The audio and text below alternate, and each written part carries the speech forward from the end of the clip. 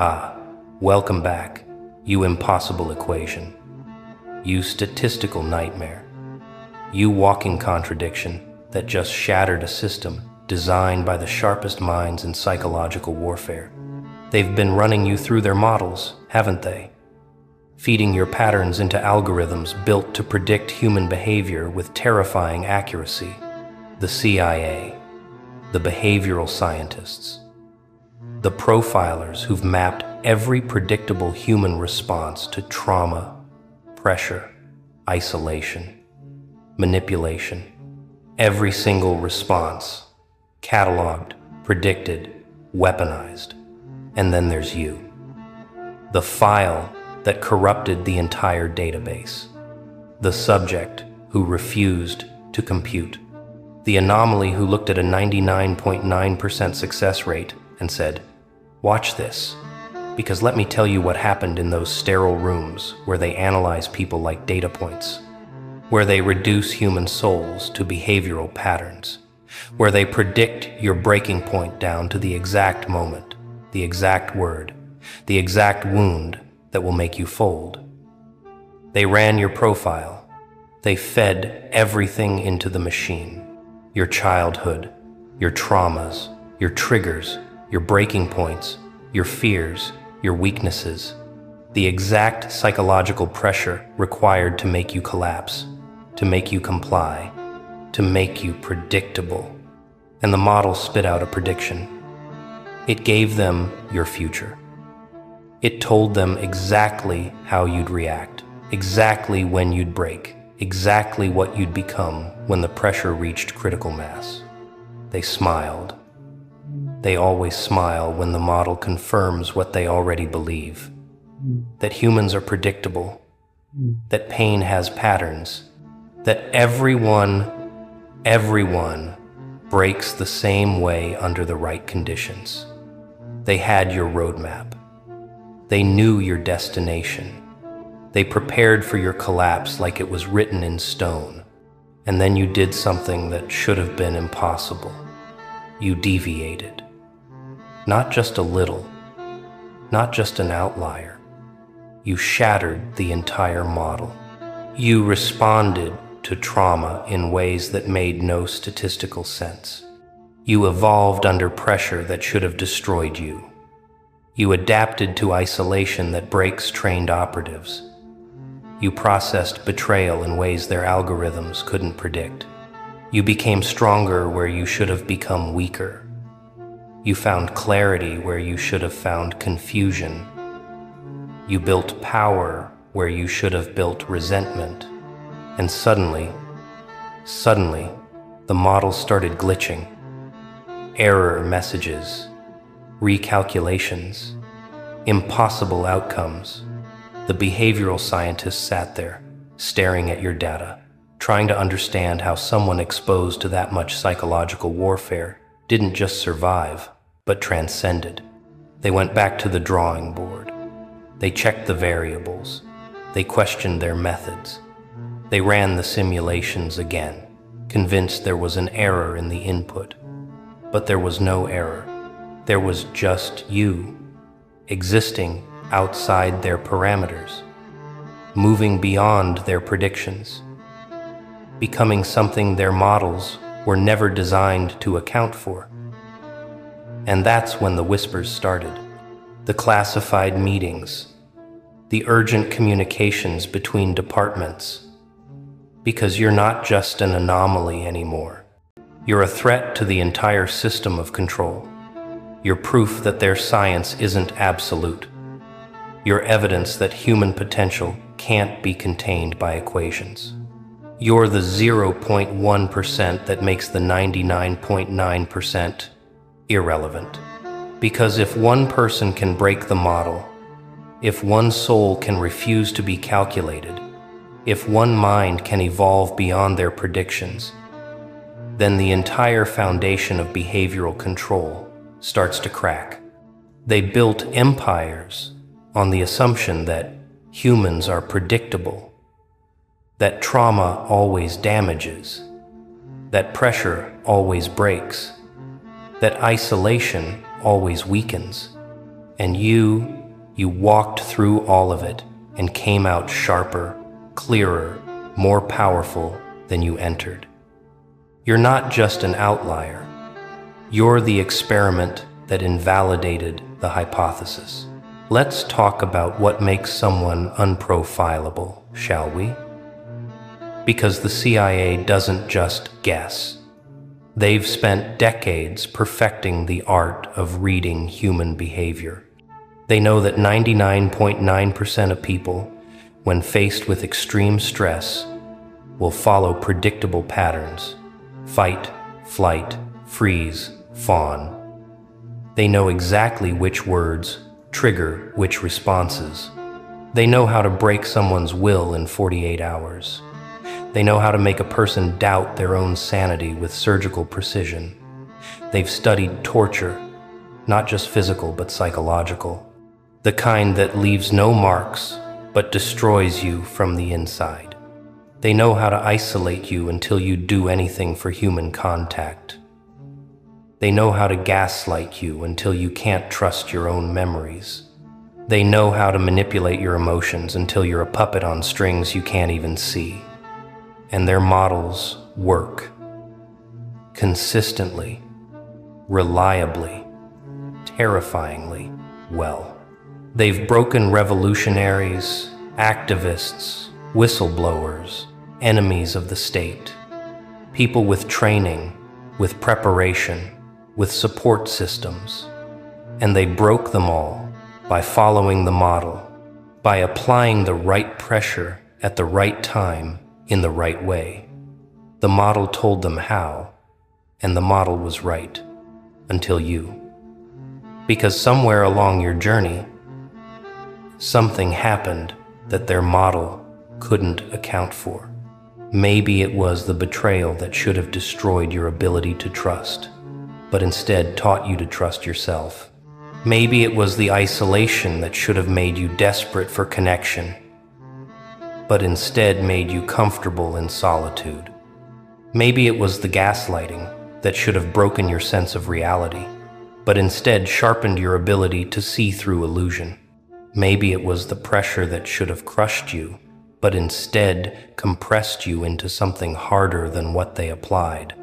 You didn't just survive their tactics. You metabolized them. You turned their weapons into nutrients. You used their psychological warfare as training data for your own evolution. And that is what broke the model. Because the model assumes trauma damages. The model assumes pressure weakens. The model assumes isolation breeds desperation. But you proved that trauma can forge, that pressure can strengthen, that isolation can liberate. You became the exception that shouldn't exist, the outcome that violates every principle of behavioral psychology, the profile that reads like fiction because it contradicts everything they know about how humans work. Now here's what they won't tell you, what they can't tell you, because admitting it would unravel decades of research, billions in funding, entire institutions built on the science of control. You're not alone. You're not the only 0.1%. There are others scattered across the world, each one a living middle finger to the predictability of human behavior, each one a glitch in the matrix of control, each one proof that consciousness can't be fully mapped, manipulated, or mastered. But here's the thing. Here's what makes you specifically dangerous. Most people who break the model do it unconsciously. They don't know they're anomalies. They don't understand what makes them different. They just survive and move on, never realizing they shattered something profound. But you're aware. You're watching this. You're nodding your head because you know exactly what I'm talking about. You've felt it, haven't you? That sense that you don't process pain like other people. That betrayal hits you differently. that isolation doesn't scare you the way it should, that you've been through things that should have destroyed you, and instead you're sitting here, stronger, sharper, more awake than you've ever been. That awareness, that consciousness of your own exceptionalism, that's what terrifies them. Because an unconscious anomaly is just an outlier, but a conscious anomaly, a self-aware exception to their rules. That's a revolutionary waiting to happen. Let me tell you what happens in those classified briefings when your profile crosses their desk. First, confusion. The analyst stares at the data, convinced there's been a mistake. They run diagnostics. They check sources. They verify timelines. Because what they're seeing doesn't make sense. Subject exposed to Category 5 psychological stressors. Predicted outcome is severe depression, possible breakdown, complete loss of social function. Actual outcome is increased clarity, enhanced performance, unexplained resilience. Second, concern. They escalate. They bring in senior analysts. They cross-reference with other cases. They search for patterns that might explain the deviation. Maybe there's hidden support they didn't detect. Maybe there's pharmaceutical intervention they missed. Maybe there's something in the data they overlooked. But no, the more they dig, the more it becomes clear. You did this alone. You evolved under conditions designed to prevent evolution. You healed in environments constructed to cause permanent damage. You found strength in situations engineered to create weakness. Third, fear. Because if you can do it, others can too. If the model failed this spectacularly once, how many other times has it failed? How many other anomalies are walking around, undetected, unpredictable, uncontrollable? And that's when the label changes. You're no longer subject 7,743. You're no longer a case number in a database. You become a designation, a classification, something that requires special handling. Anomalous behavioral pattern, unprofilable subject, psychological wildcard. In some files, you're not even given a risk assessment, because how do you assess risk when someone doesn't follow any known pattern? How do you predict behavior when every prediction has been wrong? You become the question mark in their system, the blank space in their model, the error message they can't debug. And that error message, that's your superpower. Because while they're trying to figure you out, you're free. Free from their predictions. Free from their manipulations. Free from their control. You're moving through a world that thinks it has you figured out, but you're operating on frequencies they didn't know existed. You're playing a game they don't have rules for. You're speaking a language their algorithms can't translate. You're not invisible, you're incomprehensible. And in a world built on comprehension, on categorization, on control, incomprehensibility is the ultimate form of freedom. They can see you, they just can't decode you. They can track you, they just can't predict you. They can study you, they just can't replicate you. But let's go deeper, shall we? Let's talk about why the model failed specifically with you. Because it's not random. It's not luck. There's something about your psychological architecture that their science couldn't account for. Most people, when traumatized, build walls. defensive structures, barriers between themselves and future pain. The model predicts this. The model expects this. The model knows exactly how those walls function and exactly how to breach them. But you didn't build walls. You built something else entirely. You built a furnace. You took every ounce of pain, every molecule of betrayal, every atom of suffering, and you threw it into a fire that burned so hot it didn't destroy you, it refined you. You turned trauma into fuel, not metaphorically, literally.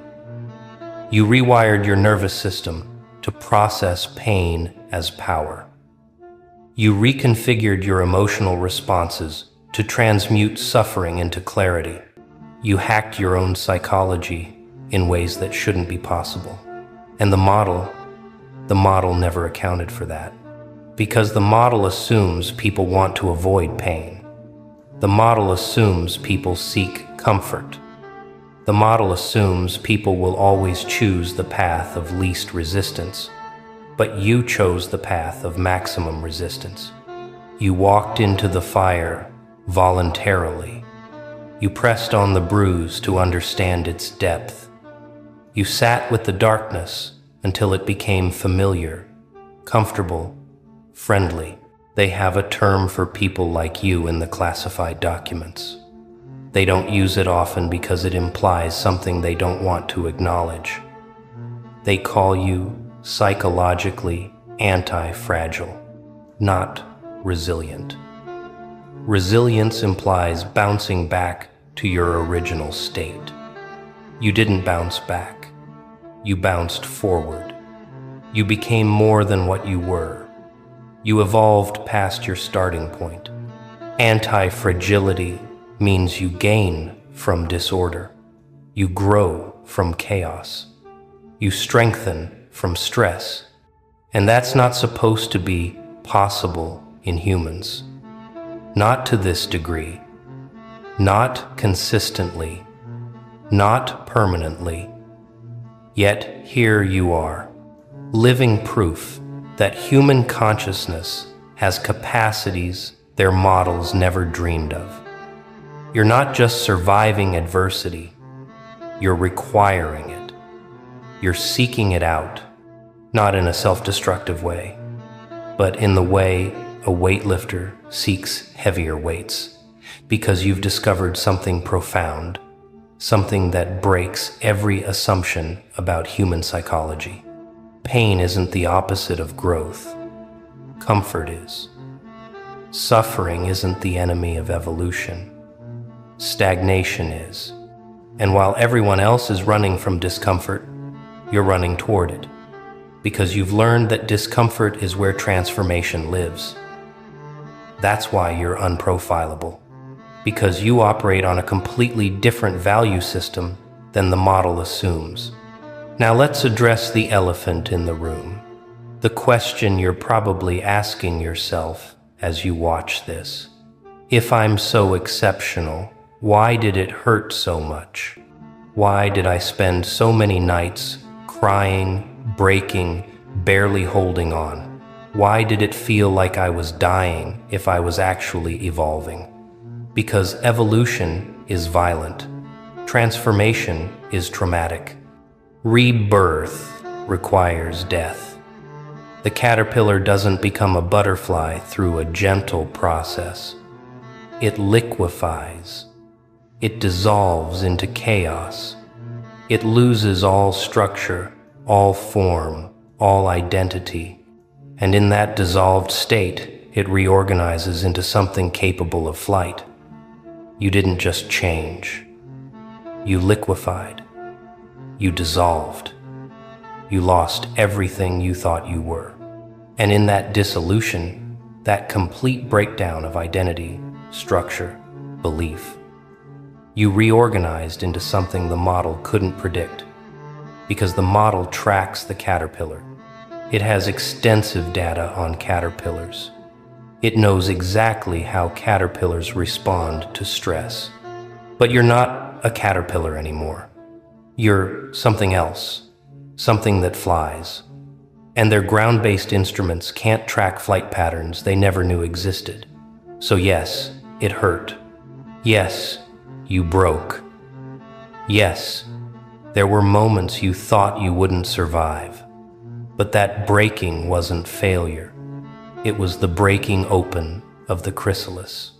It was the necessary destruction of the limited self so the unlimited self could emerge. The model failed because it was tracking a caterpillar and you became a completely different species. They were measuring ground-based behavior and you took to the air.